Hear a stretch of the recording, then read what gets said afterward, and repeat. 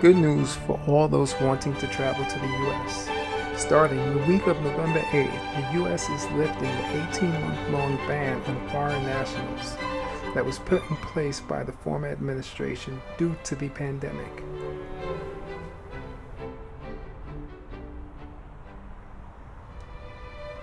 So, starting November 8th, travel into the United States will be allowed under these conditions. First, you must be fully vaccinated and have documentation showing that you have been vaccinated with one of the 6 accepted vaccines.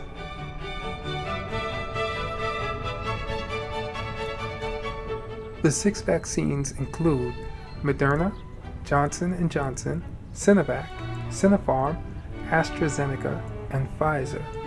As of yet, Russia's Sputnik V vaccine has not been approved. Second, if you're traveling by air, you will need a negative COVID-19 viral test no more than 3 days before boarding a flight to the United States. That's 72 hours. If you are entering the United States by land, the COVID-19 viral test is not required. Third, you have to complete a little bit of paperwork, basically saying that you did all that was necessary to enter the United States. You knew there would be paperwork still, right? Don't despair if you're not vaccinated for COVID-19 because you still have an opportunity to enter the United States.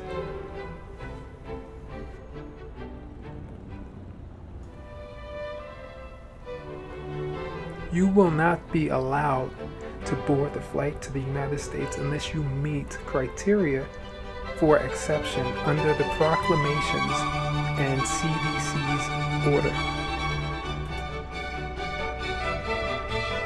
So this gets a bit involved, so I'll read it directly from the CDC website.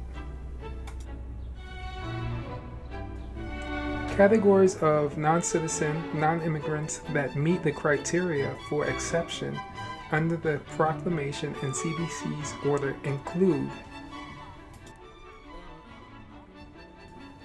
1. Persons on diplomatic or official foreign government travel. 2. Children under 18 years of age.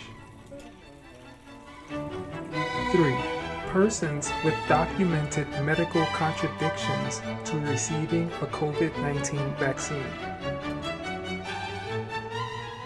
4. Participants in certain COVID-19 vaccine trials. 5. Persons issued a humanitarian or emergency exception. 6. Persons with valid visas excluding the B1 business or B2 tourism visas who are citizens of a foreign country with limited COVID-19 vaccine availability. 7. Members of the U.S. Armed Forces or their spouses or children under 18 years of age. 8. Sea crew members traveling with to a C-1 and D non-immigrant visa. And number 9, persons whose entry would be in the national interest, as determined by the Secretary of State, Secretary of Transportation, or Secretary of Homeland Security. There you have it, just in time for the holidays.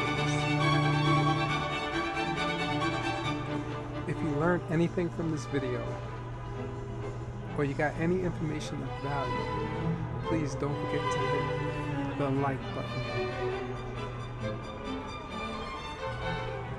If you know anyone who's traveling to the U.S. anytime soon, be sure to share this video with them. And if you want travel content, subscribe to Isaiah's Earth.